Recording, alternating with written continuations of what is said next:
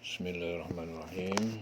Di sini adalah awal surah Al-A'raf, yaitu surah ke-7. Alif Lam Mim Shad. Ya. Jadi Al-A'raf itu tempat tertinggi antara surga dan neraka. Ya, jadi surat ini namanya surah Makkiyah. Jadi permulaan surat ini merupakan kelanjutan dari bagian akhir surah Al-An'am.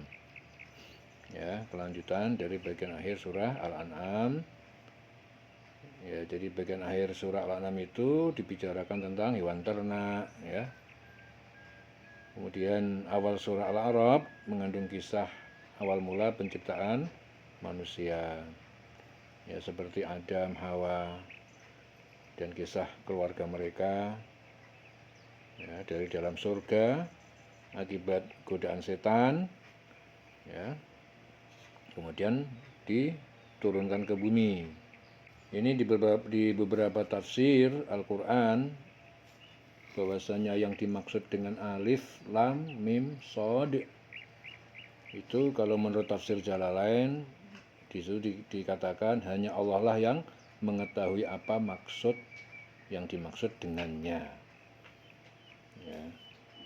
Jadi dan mayoritas mufassir atau ahli-ahli tafsir mayoritas mengatakan bahwa hanya Allah yang tahu. Ya, pada prinsipnya ya memang semuanya Allah yang tahu. Manusia itu nggak ada yang tahu apa-apa. Pada prinsipnya semuanya hanya Allah yang tahu. Tapi di sini di tadabbur ini perlu mencari tahu, ya, apa dibalik ataupun apa hikmah ataupun dibalik yang ada pada huruf-huruf ini. Apa yang Allah tuangkan di dalam Al-Quran sudah pasti mengandung makna yang dalam, mengandung ajaran, dan mengandung hikmah yang sangat dalam. Di tadabbur ini kita mendapati sebuah perenungan bahwa alif lam mim shad ini tentu memiliki makna yang dalam dan tentu juga banyak hikmah yang terkandung di balik rahasia huruf-huruf ini, ya, alif lam mim shad. Kalau kita merujuk, ya, kepada kitab Majmu' al-Ulum wa Matli'un Nujum, ya, kitab ini kitabnya yang dikutip oleh Imam Ibnu Arabi di dalam muqaddimah Al-Futuhat Al-Ilahiyah, Imam Syafi'i menyatakan banyak hal terkait tentang huruf Al-Quran. Ya, diketahui bahwa Imam Syafi'i itu adalah seorang ulama yang luar biasa yang memiliki kekuatan hafalan yang sangat kuat.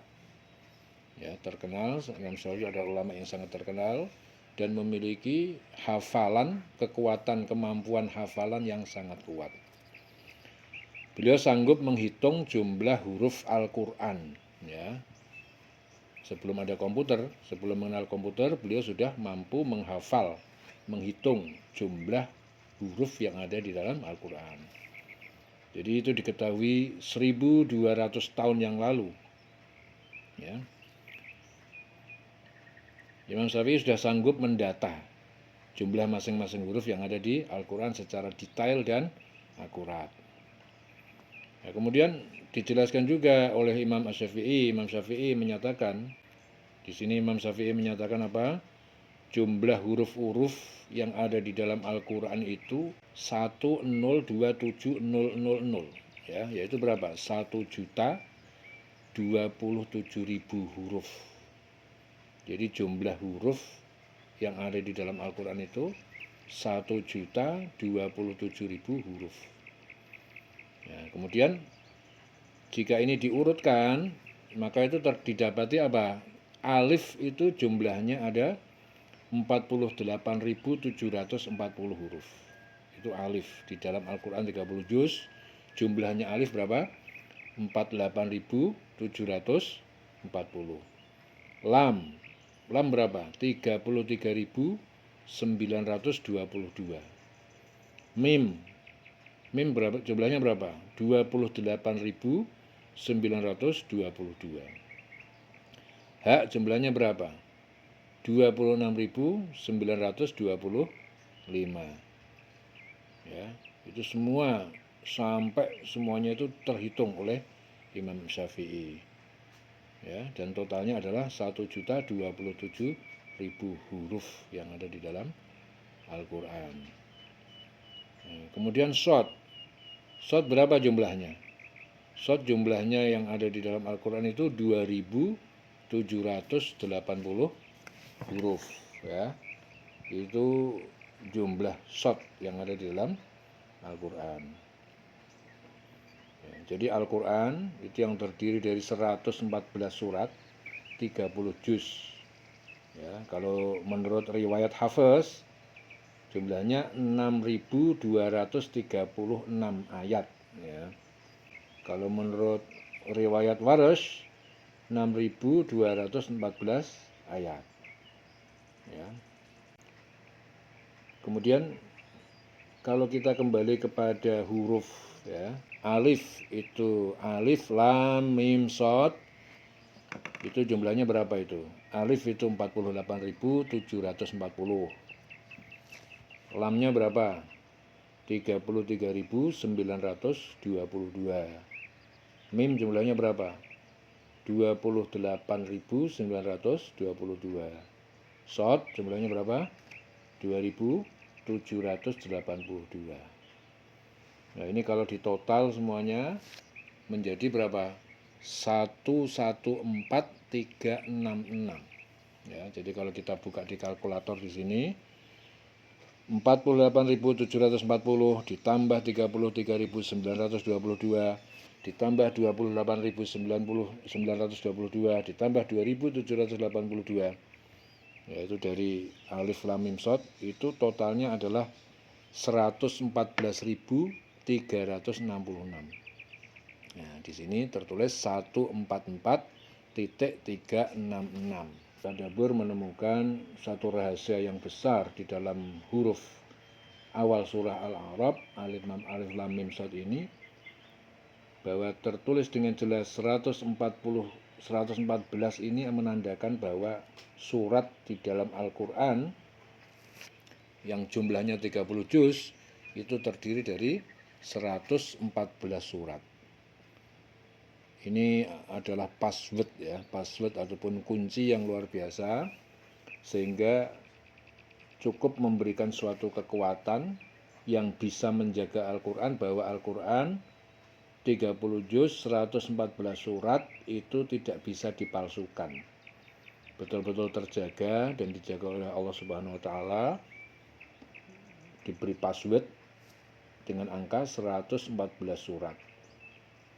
Ya.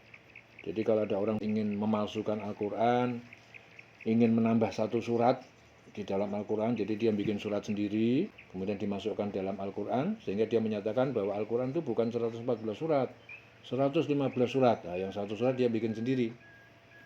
Ya, akan menipu Al-Quran, akan merusak Al-Quran. Karena Allah menjaga Al-Quran sampai kapanpun dijaga oleh Allah, maka melalui awal surah Al-A'raf sudah diketahui rahasia, kunci ataupun password daripada alif lam mim shad. Itu bisa kita bisa menjadi suatu kesimpulan perenungan bahwa ini jumlahnya adalah 114 surat. Jadi mentadaburi Al-Quran untuk awal surah Al-A'raf, kita bisa mengambil suatu perenungan rahasia di balik alif lam mim shad.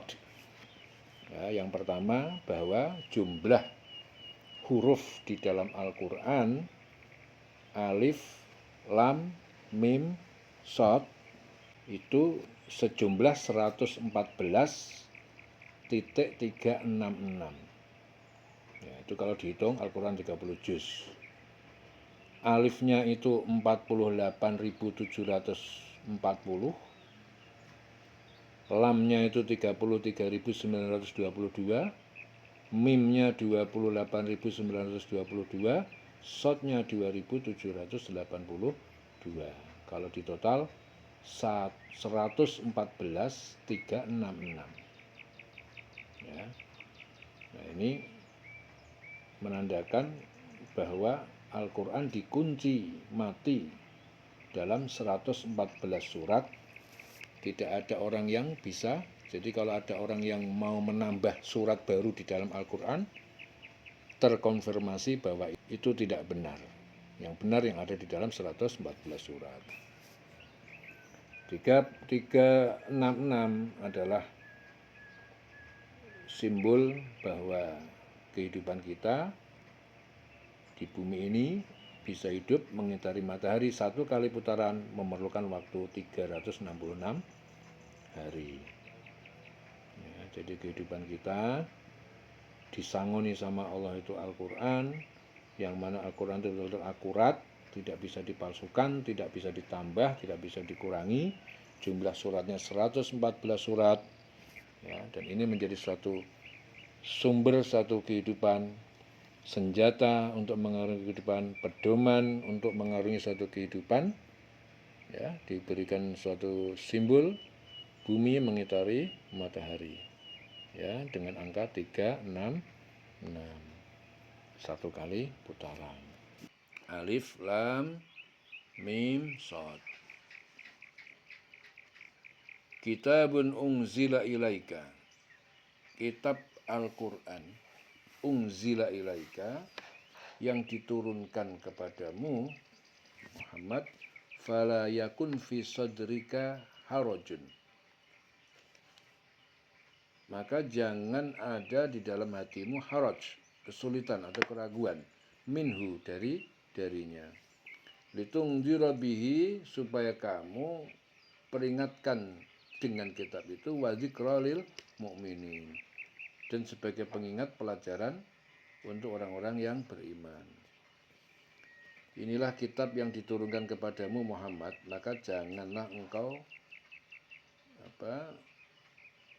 fi sadrika haraj, engkau sesak dada karenanya, agar engkau memberi peringatan dengan kitab itu dan menjadi pelajaran bagi orang-orang yang beriman.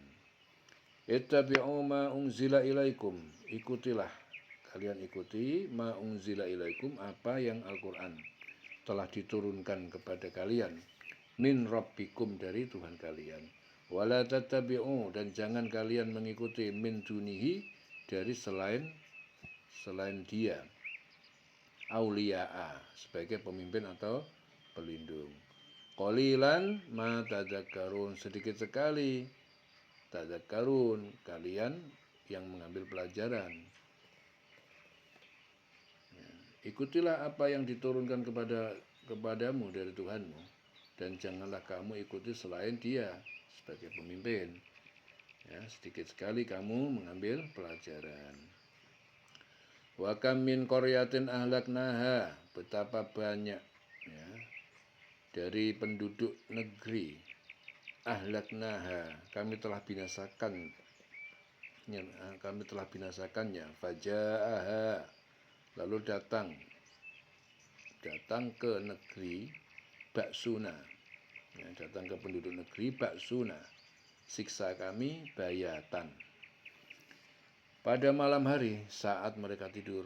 Auhum qailun, atau mereka qailun, tidur istirahat siang hari.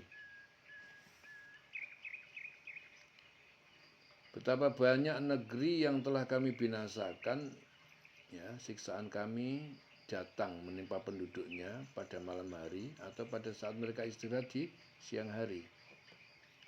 Famakana da'wahum ijja'ahum, maka tidak ada perkataan mereka ijja'ahum, tak kala datang kepada mereka baksuna, siksaan kami, illa, kecuali angkalu, bahwa mereka mengatakan, inna, sesungguhnya, kunna, kami adalah zalimin, orang-orang yang zalim. Maka ketika siksaan kami itu datang menimpa mereka, keluhan mereka tidak lain hanya mengucapkan, sesungguhnya kami adalah orang-orang yang zalim. Fala nas'alanna alladziina ursila ilaihim, fala nas'alanna, maka sungguh kami akan menanyai alladzina orang-orang yang ursila ilaihim diutus kepada mereka. Walanas'alanna dan sungguh kami akan menanyai al-mursalin para utusan. Maka pasti akan kami tanyakan kepada umat yang telah mendapat seruan dari rasul-rasul, dan kami akan tanyai pula para rasul. Falanakussonna, maka sungguh kami akan beritakan alaihim kepada mereka bi'ilmin, dengan pengetahuan kami, wa ma kunna ghaibin, dan tidaklah kami adalah tidak hadir di tengah mereka. Dan pasti akan kami beritakan kepada mereka tentang ilmu kami, dan kami tidak jauh dari mereka. Di sini Ibnu Umar mengatakan kedua ayat ini diturunkan berkenaan dengan sabda Rasulullah, setiap orang adalah pemimpin yang akan dimintai pertanggungjawabannya atas orang yang dipimpinnya. Penguasa akan ditanya tentang anak buahnya, lelaki akan ditanya tentang keluarganya, wanita akan ditanya tentang rumah tangga suaminya, dan hamba sahaya akan ditanya tentang harta tuannya. Maka turunlah ayat 6 dan ayat 7, maka pasti akan kami tanyakan kepada umat yang telah mendapatkan seruan dari rasul-rasul, dan kami akan tanya pula para rasul, dan pasti akan kami beritakan kepada mereka dengan ilmu kami, dan kami tidak jauh dari mereka. Wal waznu yauma idzinil haq, dan timbangan keadilan yauma idzinil haq, pada hari itu adalah benar. Famang sakulat, maka siapa yang berat mawazinuhu, timbangan kebaikannya, faulaika humul muflihun, maka mereka adalah orang yang beruntung, ya, yang masuk surga. Timbangan pada hari itu menjadi ukuran kebenaran. Jadi barang siapa yang berat timbangan kebaikannya, mereka itulah orang yang beruntung. Waman khaffat mawazinuhu, dan barang siapa yang ringan timbangan kebaikannya, faulaika, maka mereka alladzina khasiru, ya, mereka itu orang-orang yang telah merugi anfusahum, diri mereka, bimakanu bi ayatina yuzlimun, karena mereka dahulu dengan ayat kami yuzlimun, mereka zalim. Barang siapa ringan timbangan kebaikannya, maka mereka itulah orang-orang, ya, orang-orang yang telah merugikan dirinya sendiri, karena mereka mengingkari ayat-ayat kami.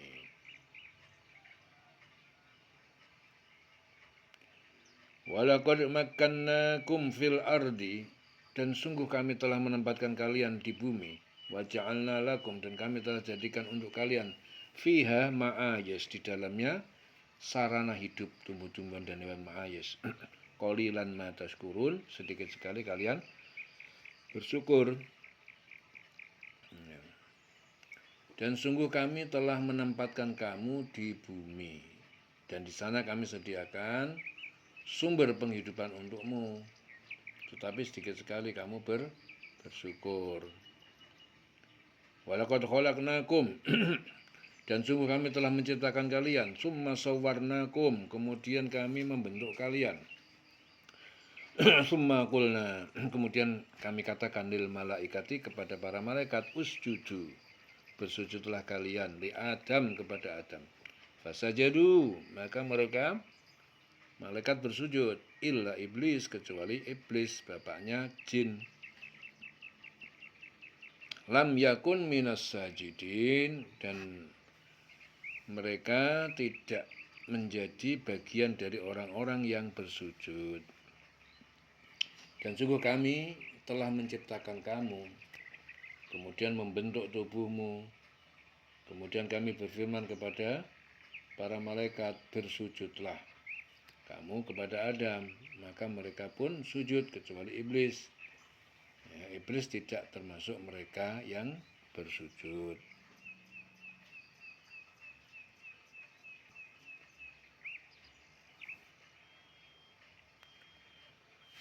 Jadi di dalam kisah-kisah umat terdahulu terdapat banyak pelajaran dan nasihat, dan di situ jelas bahwa setan selalu berusaha menghilangkan nikmat-nikmat dari kalian dengan membuat kalian lupa perintah Allah. Kami telah menciptakan bapak kalian Adam dan membentuknya dengan sempurna. Setelah itu kami berfirman kepada malaikat, hormati dia, sujud, hormati dia. Jadi sujud itu maksudnya bukan menyembah, tetapi penghormatan. Lalu mereka menghormatinya sebagai bukti ketaatan kepada Tuhan. Ya, semua menghormatinya kecuali iblis yang tidak taat. Jadi sujud di sini sujud penghormatan, pemuliaan. Jadi sekaligus memperlihatkan kelebihannya. Jadi nenek moyang jin, iblis berada tengah-tengah malaikat enggan bersujud. Itu karena sombong, ujub terhadap dirinya. Illa iblis lam yakun minas sajidin. Ya, deng-deng selawase.